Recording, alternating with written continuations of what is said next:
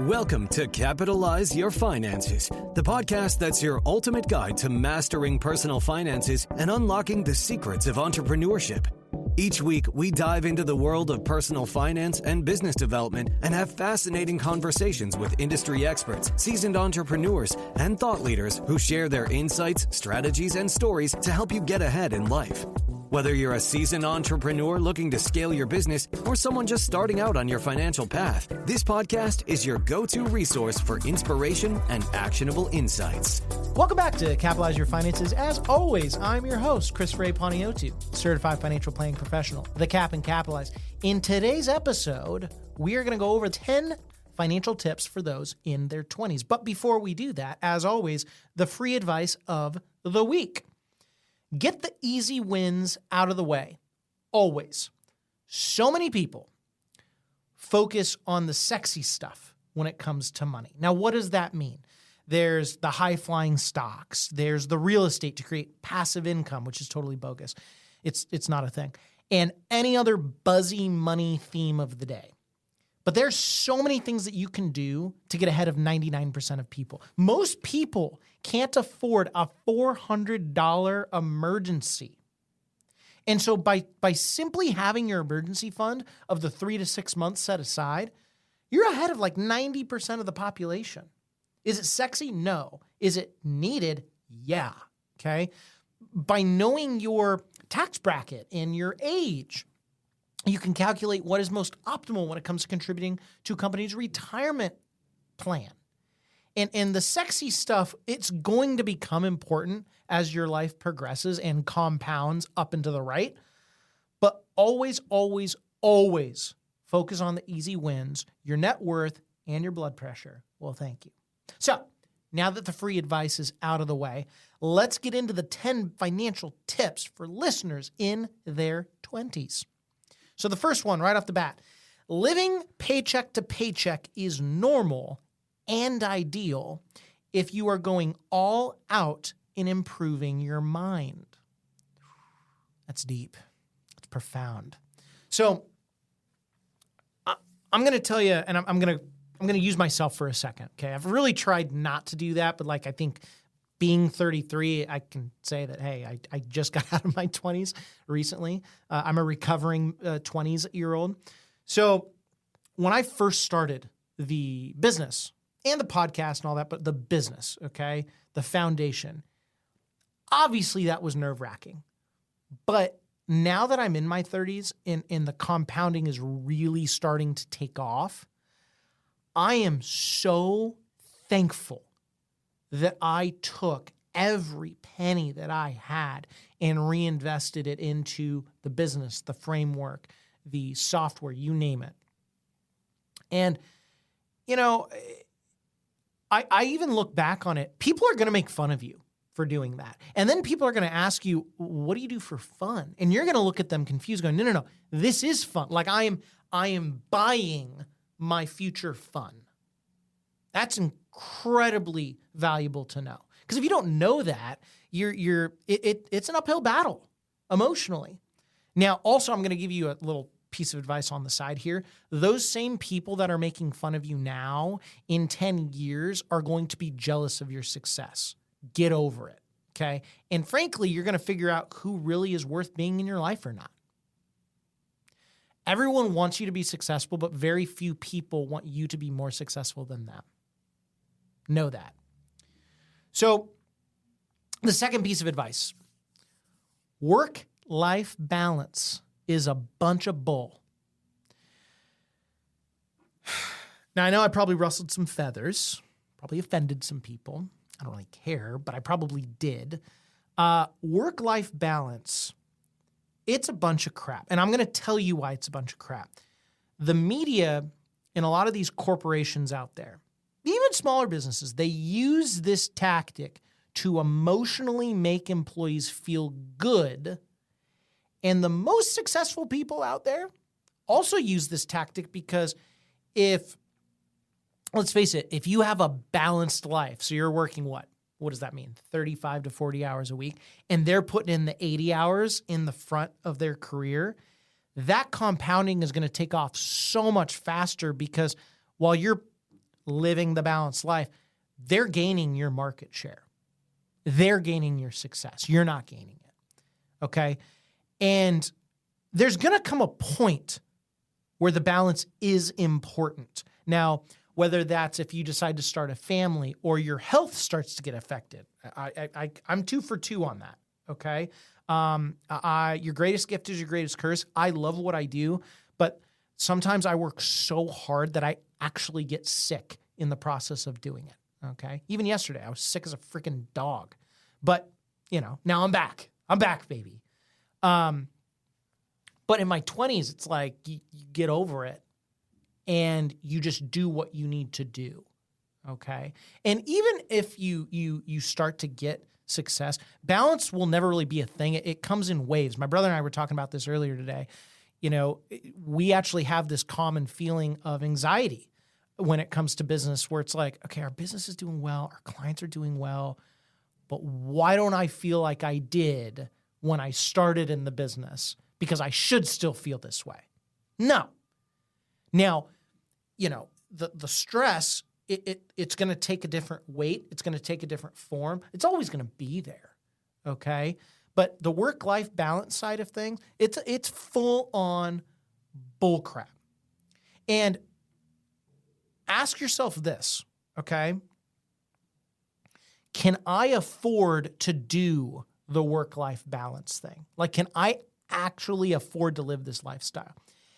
And if you can't, for most of you, especially in your 20s, until you get there, it's not an option. Keep grinding and love the grind. Love it. Now, the third tip, and this actually goes in line with number 2, fall in love with the process of growth, both financially and personally. So you hear people talk about fall in love with the process, and generally those that say this have made it to the other side. Okay, they've turned the corner, they've jumped over the wall, and they're running to success, or in many cases they're there, whatever that means.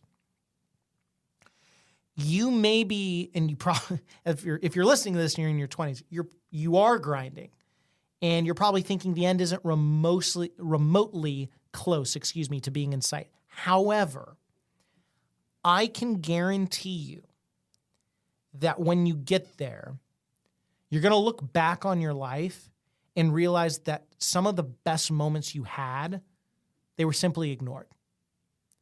Now, it's easy for us that have turned that corner to say that, right? Because we've already gone through it.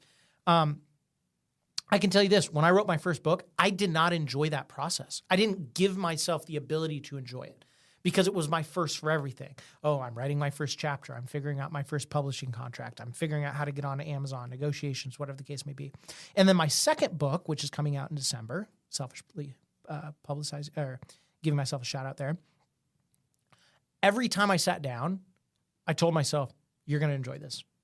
Every time I've sat down with my publisher, now Morgan James Publishing, I said, I'm going to enjoy working with them. I'm going to enjoy getting these endorsements. I'm going to enjoy seeing it get on to Barnes & Noble and Amazon and negotiating with all of that. And it's the simple framework of enjoyment in telling myself I'm going to enjoy it, okay? So what I'm telling you is truly enjoy whatever process you're going through.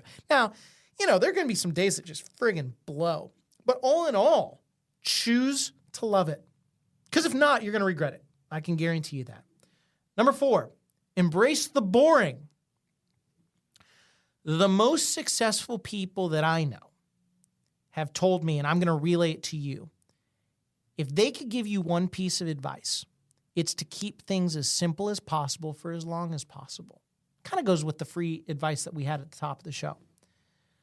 Now, the greater your success and your net worth grow, it's inevitable that your life will become more complex. And whether you know that just intuitively or you've listened to our old episodes of, capitalizing your estate plan and setting up trusts and foundations, and, we've done this with athletes. Heed that advice from the greatest people that you know. Keep things as simple as possible for as long as possible.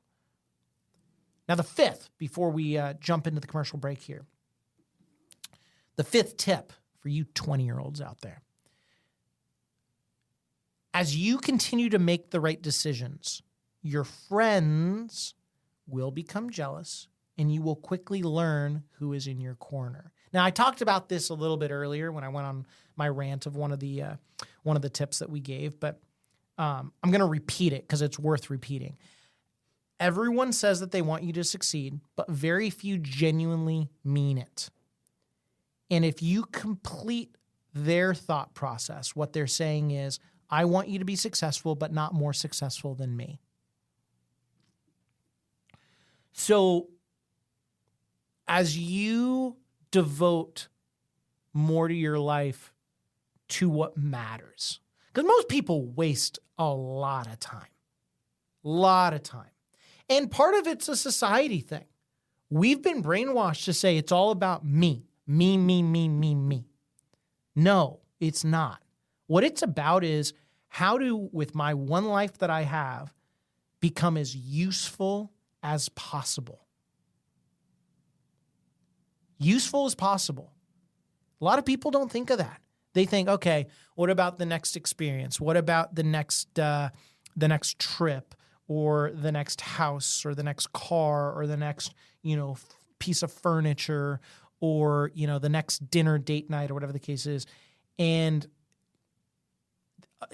that is a recipe for short-term success and happiness, but long-term unhappiness. And most people decide to go with the short term because it's easy. You see it in front of your face. I get it. You live in the moment. And I'll tell you that what's going to end up happening as you start to compound your success and your friends start to show their true colors to you, they're going to be replaced by better people. Okay. Now, I'm not saying, I want to be crystal clear here. I'm not saying that, all of your friends have to be in the same financial situation as you. That is the farthest thing of what I'm saying. Okay. I have friends that are way more successful than I'm ever going to be. And then I have friends where, they probably will not compound at the financial rate that my wife and I have. Okay. And that's fine. That's not what I mean. Okay. Because the common factor with all these people in our lives is they genuinely want, in this case, me and my wife, to succeed. Period. No questions asked. There's no, but I don't want you to be better than me. They're genuinely happy. Okay. You are going to replace those friends with people like that. So as your success grows and compounds, the quality of the people in your life compounds as well. So with that being said, we're going to take a quick commercial break. And then when we come back, we're going to close out with the next 5 tips to conclude the 10 financial tips for those in their 20s. Stick around. Capitalizers, this episode is sponsored by the best-selling book, Capitalize Your Finances, the how-to framework that takes you from compoundingly clueless to monetarily magnificent. Regardless of where you're at in your financial life, whether you're just beginning to express interest and commitment to your personal finances, at the pinnacle of your career, winding down into retirement, or thinking about your legacy for future generations, this book walks you through every step of the way so you can succeed on your terms and with your own values and passions guiding you. After reading this book, you will officially have Christopher A. Panayotou, the Cap in Capitalize, in your back pocket, guiding you in detail through every step of the way so that you can take charge of your finances, not the other way around. Head on over to Amazon.com today and start capitalizing your finances to the fullest with this incredible book, Capitalize Your Finances, the how-to financial framework that takes you from compoundingly clueless to monetarily magnificent. And now, back to the episode. Welcome back to the show. I can't speak for everyone, but I missed you dearly. And without further ado, let's get back into the 10 financial tips for those in their 20s with number 6. And this one's a bit elongated, so buckle up. You're in for a treat. Once you find what brings you a combination of extreme joy, financial stability and growth, and a consistent thirst for knowledge to improve yourself, focus on that and nothing else. So far too often, people are talking about the side hustles and diversifying your income streams, which, it's similar to the work-life balance. It is first-class crap. First-class bullcrap. And I'll tell you why, okay? Let's say that you have your top 10 best ideas as far as like hustles. Well, just by, statistical analysis, there's going to be a best idea and a worst, right? First, second, third, fourth, fifth, etc. Why would you waste time on your 10th best idea and take away from your best idea? That don't make any sense to me at all.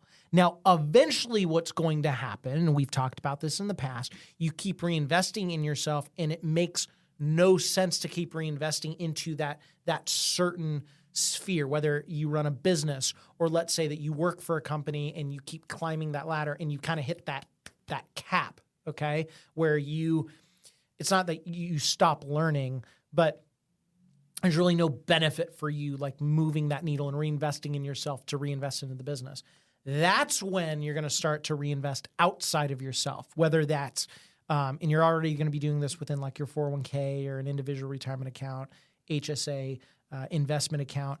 But that's where you can start to get really, really creative with it. But a lot of people, they focus on all of these side quests in life. And I'm going to tell you right now, the most successful people you know did not do that, okay? Bezos didn't have a side hustle when he started Amazon. Bill Gates didn't have one with Microsoft. Steve Jobs didn't have one with Apple. They didn't have a side hustle. They had one hustle, and it was their main thing that found them extreme joy, financial stability and growth, and a constant thirst for knowledge to improve themselves. And that's all they focused on, period, no questions asked. So if they're doing this, you should be doing the exact same thing, okay? Now, if your best idea is not providing you the best return on your life, the 7th tip, it's a perfect dovetail into knowing exactly what you need to do. Understand your growth rate in your net worth, business potential, and return on your time. So now we're getting deep here, but let's face it. You come to Capitalize Your Finances. We're leveling up here. There are a number of metrics and ways to analyze if a business is worth investing in. But how many people, think about this, how many people take those ideas of analyzing a business and use it on themselves? Very few. Very few. I can maybe count on two hands. Well, maybe I'm not the best person to ask that just with what I do. But most people, it doesn't happen. So think about investing in yourself and then do the research on whether it's a designation, like that next designation you're going to get, or continuing education. I mean, the list goes on and on and on. If the return is there, pursue it. And if it's not, just don't waste your time. And that gets really gray because let's say that you're in, what would be a good example? All right, let's say you want to become an attorney. Okay, you need to go to law school. All right, that is, you can't get around that, okay? And then let's say you pass the bar exam. You can't get around that either. You've got to pass the bar.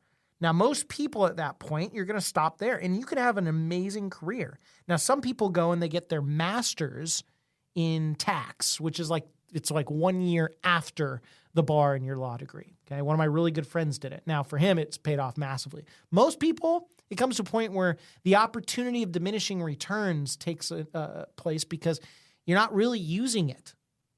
Okay, not to get personal here, but my infinitely better half. So she's a doctor. She has her doctorate in nurse practitioning and midwifery.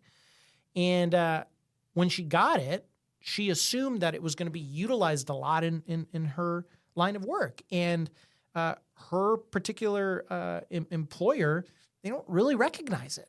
So was it a good preventative measure? I guess you could argue, sure, absolutely. But she'd be the first to admit, yeah, looking back, I don't know if I really needed to go there. So use that example. If you don't need it, forget the wholesalers that are trying to sell the next thing. because of course they're going to say it's the greatest thing since sliced bread. Understand the return on your time. That is the most valuable metric that you're going to need to know. Number 8, get really good at saying no. And this one's much easier said than done. And it ties into the last few topics we've gone over. Candidly, this piece of advice, it's extremely difficult for me. As life progresses and it gets crazier, get married, buy a home, have kids, whatever, time becomes infinitely more valuable. So by definition, you kind of get used to saying no. But you've got to ask yourself before, whether you get together with someone. I'm not talking relationship. I'm just saying like, hey, let's meet up for coffee. Let's meet up for lunch. What's the purpose of getting together? And not only what's the purpose, is this a smart, actionable step that will provide a positive return on investment with my time? That sounds really ruthless, but you kind of have to do it if you're trying to better yourself. And what's going to happen is, and I want to caution you with this, let's say you're at lunch with one of your business professionals, and now let's fast forward a decade and you're in your, early 30s, like I am. You got to remind yourself, okay, we've done all this compounding. We're now at that point, you're so connected with your professionals, you can actually compound a really genuine friendship with them. Like you can afford to do that because the business, by definition, is going to keep coming. You've got to remind yourself of that. But in your 20s, you're trying to just meet with all of these people and become a pointer to people that you come in contact with. You want to help as many people as possible. But what's going to happen is people are going to start eliminating themselves from your life. And then you've got people that want to stay in your life. But you're like, I don't think so. It's a no. It's a no for me. So number 9, we're coming down to the wire. Get really good at using checklists. So the most successful people out there live and die by their checklists. It doesn't matter who you are in a business.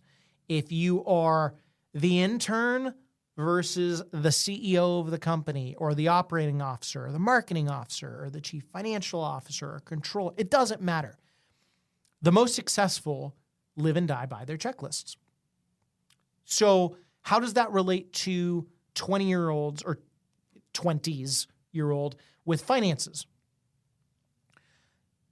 Whether it's your emergency fund, ordering your debts from highest to lowest interest rate, taking actionable steps to improve your credit. The list goes on and on.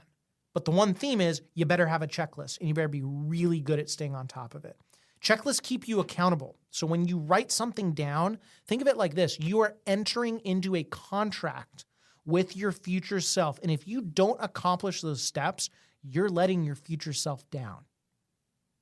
And the last one, before we close out this lovely episode, never stop learning and never stop reading.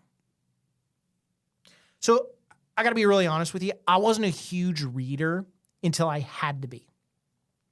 But once I got through the initial stages of reading to pass a test, like for my line of work, I realized that I could take that power and apply it to every aspect of my life.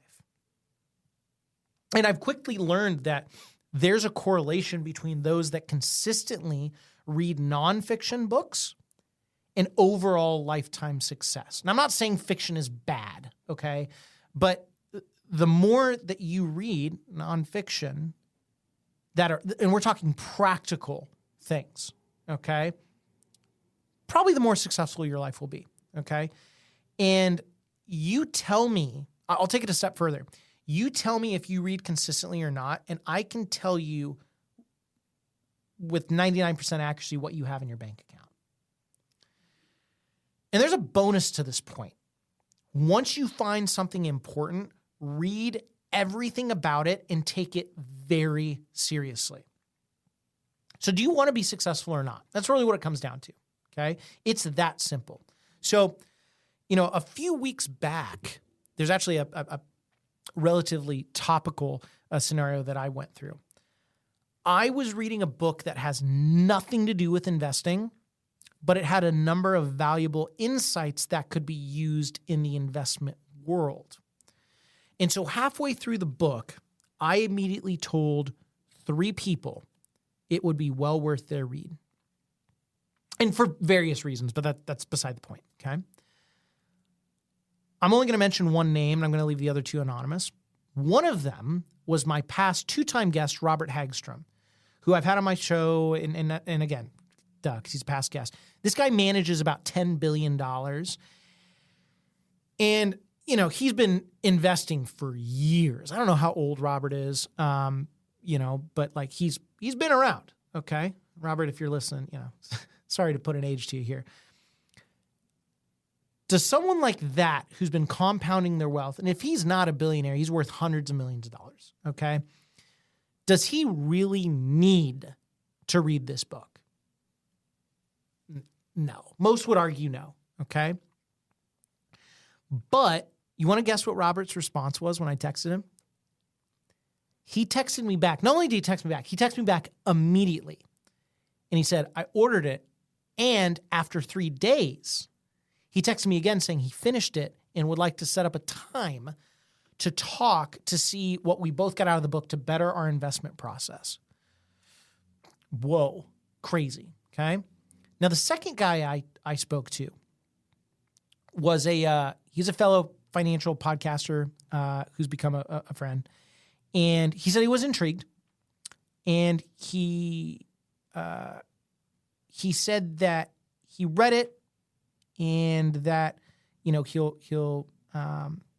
got some nuggets, cover to cover, and basically like thanked me for it. Okay. And then the third guy I spoke to about it, and admittedly, he said he'd skim it with like the undertone of like, I kind of already know what's coming down the pipe.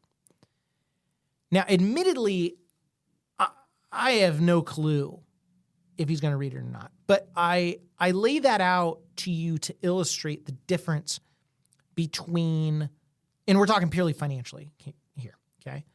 The most successful from most to least, okay? Financially speaking. Now, ironically,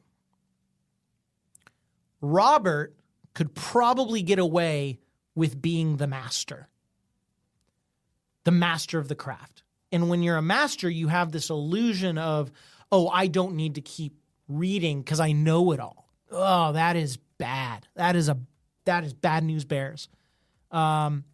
It's almost like being too prideful in something, right? Because pride cometh before the fall. Even though Robert, you could argue, was the most successful out of these 3, he was the most studious out of the 3. And he took it really serious. And it's this idea of continuously pursuing excellence in the art of learning your craft. And I would say the farther down that list, the least successful took it the least serious. So I want to conclude that point and this episode with a choice of yours. Do you want to become the most or least successful person you know? If you want to strive for excellence, take these 10 steps seriously. And if not, don't. So until next time, keep capitalizing. If you have questions about today's episode or any personal finance questions, please reach out to me at Cap and Capitalize on Instagram, Chris at capitalizeyourfinances.com, or via our website, capitalizepodcast.com. If you want more Capitalize Your Finances content, head on over to capitalizepodcast.com and check out our blog, free resources, book, and online course. As always, I'm your host, Chris Ray Panayiotou, Certified Financial Planning Professional, the Cap and Capitalize. And until next time, keep capitalizing. The information provided should not be considered specific tax, legal, or investment advice and is not specific to any individual's personal circumstances. You should always seek counsel of the appropriate advisor prior to making any investment decision. All investments are subject to risk, including the loss of principal. Diversification strategies do not ensure a profit and cannot protect against losses in a declining market. Examples cited are hypothetical, are for illustrative purposes only, are not guaranteed, and subject to potential federal and state law amendments. There is no guarantee that you will achieve the results discussed or illustrated. 401k benefits may be subject to change at your employer's, the governing pensions, or benefit organization's discretion. IRA withdrawals will be taxed at ordinary income rates. Withdrawals prior to age 59.5 may also be subject to a 10% penalty tax. Christopher A. Paniotu is a registered representative with and securities offered through LPL Financial, member FINRA SIPC. The opinions voiced in this podcast are for general information only and are not intended to provide specific advice or recommendations for any individual. To determine which strategies or investments may be suitable for you, consult the appropriate qualified professional prior to making a decision. The people and companies mentioned in this podcast are not affiliated with or endorsed by LPL Financial or Capitalize Your Finances.